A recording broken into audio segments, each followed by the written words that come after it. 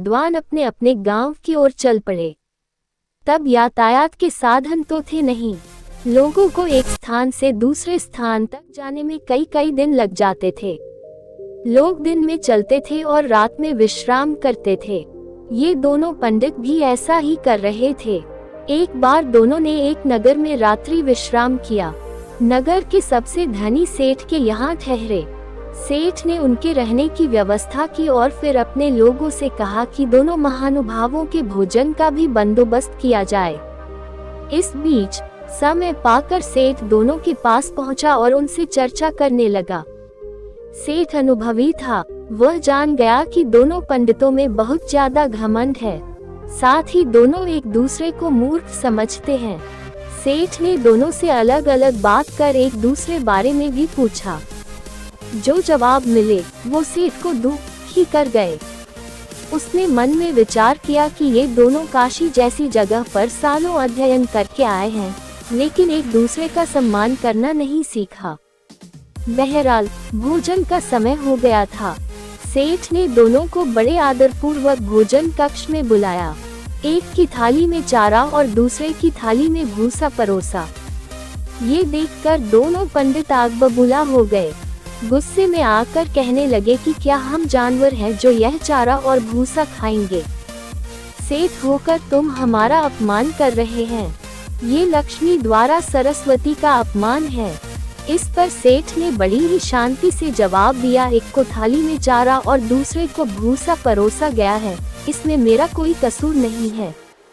जब मैंने आप में से एक से दूसरे के बारे में पूछा था तो उसने कहा था कि वह तो बैल है। वही दूसरे से पहले के बारे में पूछा था तो उसने कहा था कि वह वैशाख नंदन है। आप दोनों ने ही एक दूसरे को बैल और वैशाख नंदन बताया, तो मैंने उसी हिसाब से चारा और भूसा थाली में परोस दिया। इतना सुनते ही दोनों ज्ञानियों की आंखें खुल चुकी थी। उन्हें अपनी गलती का एहसास हो गया था। उन्होंने सेठ से क्षमा मांगी। एक दूसरे के प्रति भी ऐसी सोच रखने के लिए भी खेद जताया। पार्ट 2। गौतम बुद्ध उपदेश दे रहे थे। तभी उनके एक शिष्य ने पूछा, सत्संग करते समय आप ऊपर बैठते हैं और अन्य संत भी ऊपर बैठते हैं।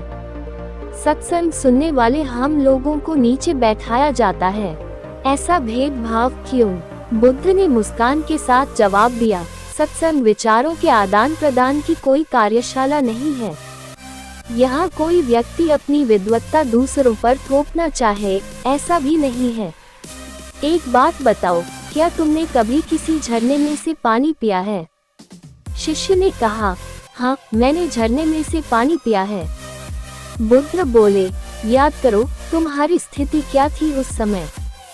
शिष्य बोला, उस समय झरना ऊपर से गिर रहा था और मैंने नीचे खड़े होकर पानी पिया। बुद्ध ने कहा, बस यही सत्संग की व्यवस्था है। अगर जीवन का रस सत्संग रूपी झरने से लेना है तो नीचे ही बैठना पड़ता है, क्योंकि झरना ऊपर से नीचे आएगा। सीख बुद्ध ने यहाँ हमें बताया है कि अगर हम किसी से कोई ज्ञान लेना चाहते हैं तो हमें अपना अहंकार छोड़ देना चाहिए। विनम्र स्वभाव के साथ ही हम ज्ञान की बातें सीख सकते हैं। ज्ञान देने वाले व्यक्ति का स्थान ऊंचा ही रखना चाहिए। जब ये बातें ध्यान रखी जाती हैं, तभी विचार एक से दूसरे व्यक्ति तक सही ढंग से पहुंचते हैं। और ऐसे ही एक और मोटिवेशनल हिंदी कहानी के साथ मिलते हैं अगले दिन। धन्यवाद।